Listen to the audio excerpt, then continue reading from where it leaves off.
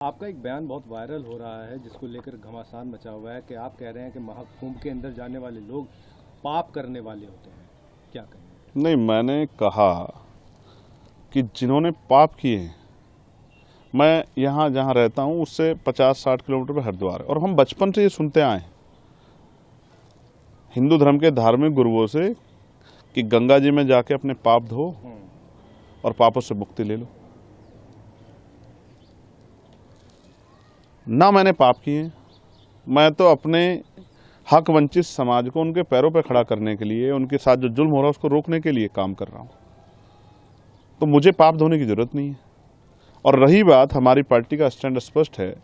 जिन संतों गुरुओं महान पुरुषों के रास्ते पे, विचारधारा पे हम लोग चलते हैं, हम पाप और पुण्य में बहुत भरोसा भी नहीं करते, हम तो कर्म में भरोसा करते हैं।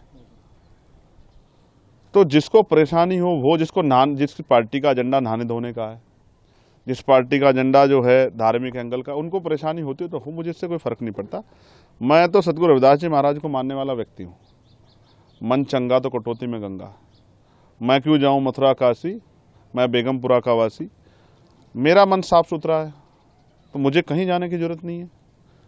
मेरा मन इस देश के प्रति, इस देश के लोगों के प्रति, गरीबों के प्रति, किसानों के, कमजोरों के, हर व्यक्ति के सम्मान के लिए और उनकी परेशानियों को हल करने के लिए। बाकी जिसको जो सोचना है, कहना है, वो कहता रहे, मुझे इससे कोई फर्क नहीं पड़ता। मैं अपनी बात पर तटस्थ हूँ।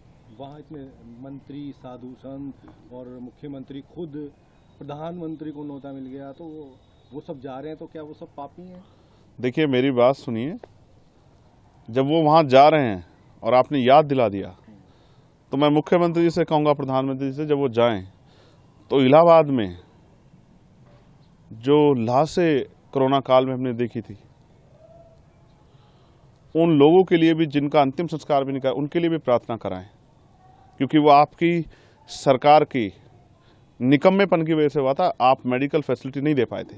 जिन लोगों को चिता नसीब नहीं हुई, क्योंकि हिंदू धर्म में तो कहा जाता है कि उनको अग्नि जो है उनके पार्थिव शरीर को मिली, जिनको नहीं मिल पाई उनके लिए भी प्रार्थना कर लेना, अगर आपकी आंखें खुल जाएं। तो मैं तो स्पष्ट तौर पर कहना चाहता हूं सरकार को और मुख्यमंत्री जी को कि जितना पैसा उन्होंने इस कुंभ में लगाया, अगर उतना पैसा वो इस प्रदेश की चिकित्सा, शिक्षा और रोजगार देने में नौजवानों को लगाते, तो बहुत सारे लोगों के परिवारों के आंसू सूख जाते, बहुत सारे लोगों को न्याय मिल जाता, बहुत सारे लोगों को आगे बढ़ने का अवसर मिल जाता। उसमें तो सरकार फेल दिख रही है।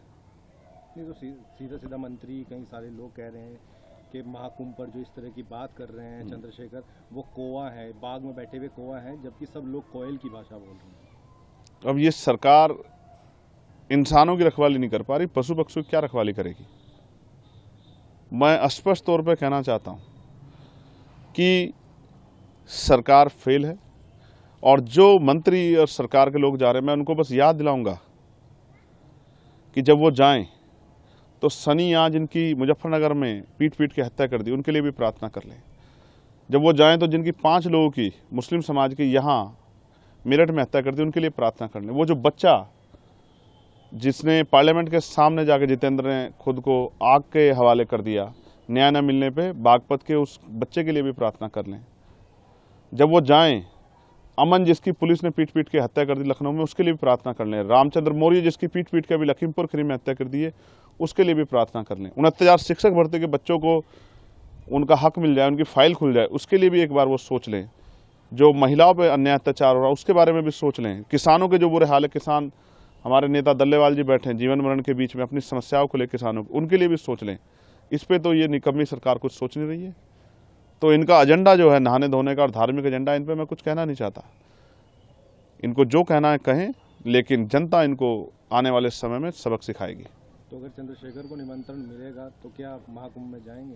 देखिए, आपने सवाल के बीच में ये भी कहा कि कई धार्मिक गुरुओं ने भी इस पर टिप्पणी की है, और मैं विज्ञानवादी व्यक्ति हूँ, मुझे हंसी आती है।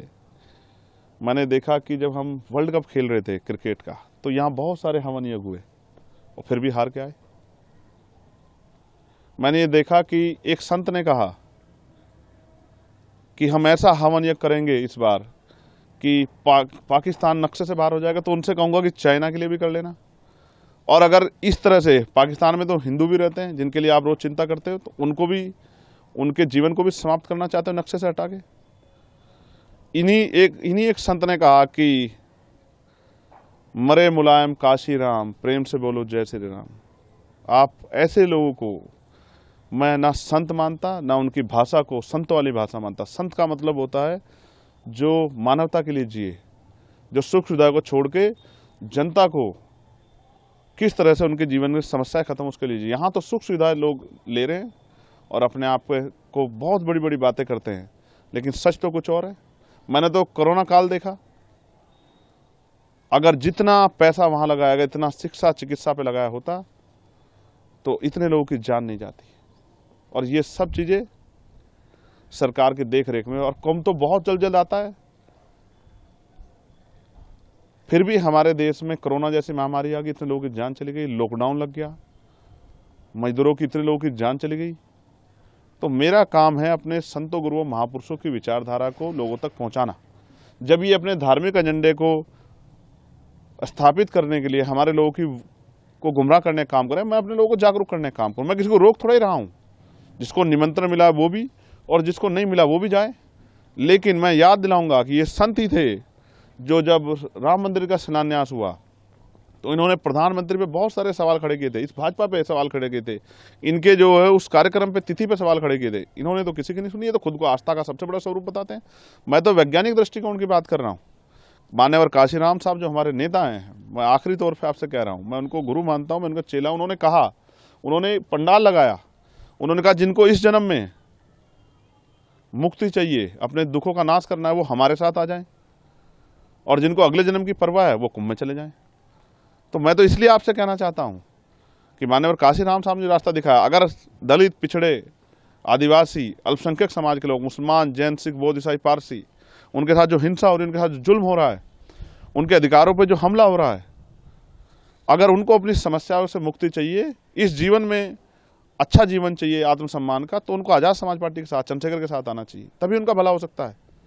बाकी तो ये तो चलता रहेगा। सरकार जिस एजेंडे की सरकार है, जिस विचार सरकार, वो उस पर काम करेगी, और वो अपना काम कर रहे हैं, हम अपना काम कर रहे हैं। इससे किसी को परेशानी नहीं होनी चाहिए। और बाकी मैं सबकी आस्थाओं का सम्मान करता हूँ। मैं तो संविधानवादी व्यक्ति हूँ।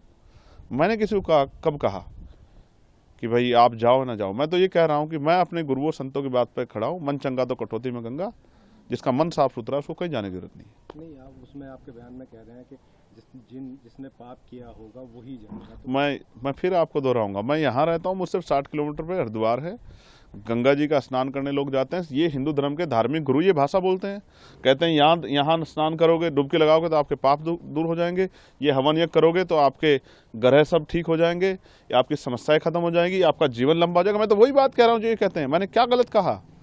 लेकिन मैं नहाने धोने की राजनीति नहीं करता हूँ। मैं लोगों को सही पथ पे ले जाके उनके दुखों की मुक्ति के लिए राजनीतिक सत्ता के बगैर, और उनको जब तक आर्थिक सशक्तिकरण नहीं होगा, सामाजिक भेदभाव खत्म, तब तक बदलाव नहीं हो सकता। मैं तो अपने काम पे अपने उस विचार को, महापुरुषों विचार को आगे बढ़ाने का काम कर रहा हूँ।